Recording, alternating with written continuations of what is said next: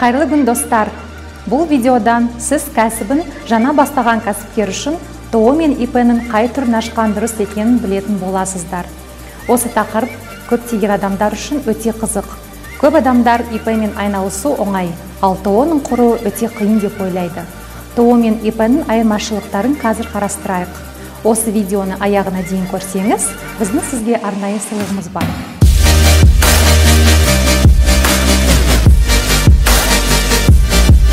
Жеке тұлға кәсіппен айналысамын деп шешсе, ол ИП немесе ТО ашады.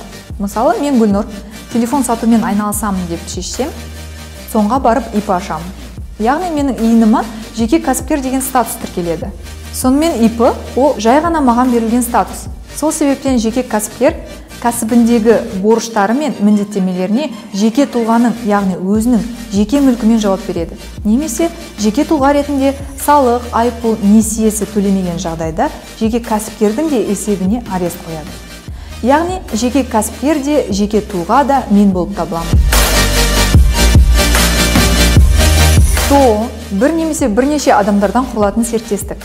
ТО заңды тұлға, яғни мен немесе менің серіктестеріммен қосылып үшінші тұлғаны ашамыз. Өзінің бині, шоты, ақшасы, борышы, қарызы бәрі тек өзіне тиесілі. Ол қарыздарына өзінің жеке капиталының көлемінде ғана жауап береді. Егер сіз серіктестермен істеген жағдайда, әрқайсыларыңыздың үлестеріңізді, пайданы қандай мөлшерде бөлетіндеріңіздің бәрін серіктестік келісімшартында көрсетсеңіз болады. Және болашақта бизнесті сатып, жобадан шыққыңыз келсе, ТО-ны немесе өзіңіздің ТО-дағы үлесіңізді сатуға болады.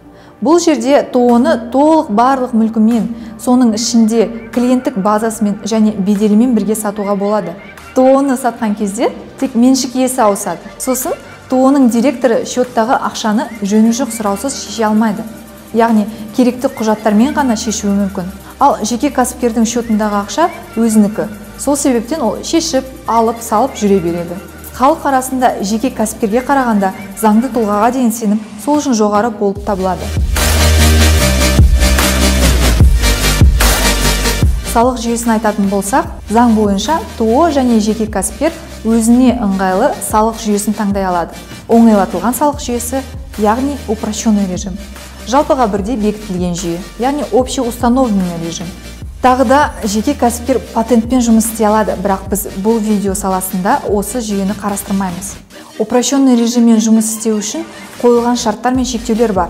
Олар: егер сізде бірнеше кәсіп болса, упрощенный режимді біреуінде ғана қолдана аласыз.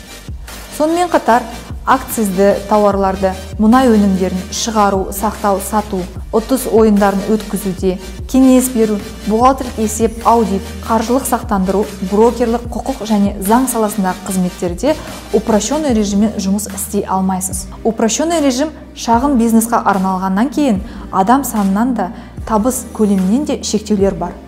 Жеке кәсіпкер өзімен қосқанда 30 адам ғана жұмыс істей алады. Табысы 60 миллионнан аспау керек. Егер мен 80 мыңның товарын 100 мыңға сатсам, сатқан бағамның 3%-ын, яғни 3000 теңгені табыс салығы ретінде төлеймін. Салық комитетіне есеп беру жылына 2 рет жүреді. Бірінші жарты жылдыққа тамыздың 15-не дейін, екінші жарты жылдыққа ақпанның 15-не дейін. Салық есебінің 910-шы формасы тапсырылады. Табыс салығы декларация тапсырғаннан кейін 10 күннің ішінде жалақыдан төленетін салықтар мен төлемдер ай сайын төленеді. ТО-ға да сол шарттар мен шектеулер қолданылады. Бәрі бірдей. Табыс салығы да 3%, тапсырылатын есеп түрі, уақыты, шарттары бәрі де бірдей. Упрощенный режимде ТО мен ИП арасында айырмашылық жоқ. Бұрын тек адамдар саны мен табыс көлемінде айырмашылық болатын. Бірақ 1-2 жыл болды, қазір бұны да теңестіріп қойды. Бұрын ИП жалақы салықтарын 6 айда бір төлейтін, ал қазір ТО мен бірдей, ай сайын төлейді. Тек упрощенный режимде ИП-ларға бухгалтерлік есепті жүргізуге жеңілдіктер бар. Бірақ ол сізді бастапқы құжаттарды жүргізуден босатпайды. Сіз табыстарыңыз бен шығыстарыңыздың есебін жүргізуіңіз тиіс. Общеустановленный режимді қарастырсақ, ИП таза пайдадан 10% табыс салығын төлейді. Яғни 80 мыңның товарын 100 мыңға саттым. Таза пайдам 20 мың теңге. Осының 10%-ы 2000 теңге табыс салығын төлеймін. Декларация жылына 1 рет. Келесі жылдың 31 наурызына дейін. Салық есебінің 220-шы формасы тапсырылады. Табыс салығы келесі жылдың 10 сәуіріне дейін төленеді. Жалақыдан барлық салықтар мен төлемдер келесі айдың 25-іне дейін өтеледі. Жалақы бойынша әр 90 сайын салық есебінің 200-ші формасы тапсырылады. Общеустановленный режимдегі ТО-ның осы режимдегі ИП-дан айырмашылығы табыс салығы таза пайданың 20%, яғни 20 мың теңгенің 20%, 4 мың теңге. Декларация ИП-дағыдай жылына бір рет, келесі жылдың 31 наурызына дейін салық есебінің 100-ші формасы тапсырылады. Сонымен ТО мен ИП арасында тек общеустановленный режимді таңдағанда ғана төлейтін салық көлемі мен есеп формаларынан ғана айырмашылық бар екен. Енді қай режим тиімді деген сұраққа жауап берсек, сіз өзіңіздің кәсібіңізге орай қарастыру керек. Мысалы, сіз қызмет түрін атқарсаңыз, онда сізге упрощенный режим тиімді.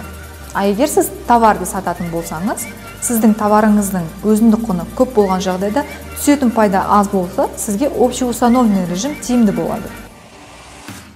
Ал достар, ИП мен ТО-ны ашуды қарастырайық. ИП ашу үшін сізге тек қана жеке куәлік және электронды кілт қажет. ЕГОВ сайтына электрондық кілтіңізбен кіріп, 5 минуттың ішінде ИП-ні аша аласыз. Ал ТО ашу үшін келесі құжаттар қажет. Олар: ТО-ның жарғысы, орысша айтқандай устав, ТО ашу туралы шешім, директорды тағайындауға бұйрық және ТО ашу үшін заңды мекен жай керек. Өзіңіздің ЭЦП-іңізбен ЕГОВ сайтына кіріп ашасыз. Егер сіз бухгалтерлік есепті дұрыс жүргізетін болсаңыз, жабу жағынан ешқандай қиындық болмайды. Жабылу кезінде сізде мемлекет және борышкеріңіздің алдында қарыздарыңыз болмау керек. Тағы да бір айтатын жайт, сіз ТО немесе ИП-іңізді 5 жылға дейін салық төлеуден және есеп өткізуден тоқтата аласыз. Көп адамдар ТО-ны ашқан өте қиын, үлкен кәсіп орындар ғана аша алады деп ойлайды. Сіздер ТО-ны ашу қиын емес екенін көріңіздер, яғни ол ИП-мен бірдей. Ал енді достар, менің сіздерге уәде еткен сыйлығым осы видеоның астындағы сілтемеде тұр. Бұл сыйлықтың ішінде практикалық түрде қалай ТО немесе ИП-нің ашу жайлы видео салынған. Жалпы, бүгін біз берген кеңестер сізге ұнаса, осы видеоға лайк басыңыз және осы видеомен достарыңызбен бөлісіңіз. Бізге бухгалтерия мен қаржы саласында сұрақтарыңыз болса, астындағы комментарияға қалдырыңыз. Сол сұрақтарыңызға жауапты келесі видеодан көре аласыз. Назарларыңызға рахмет, сау болыңыздар.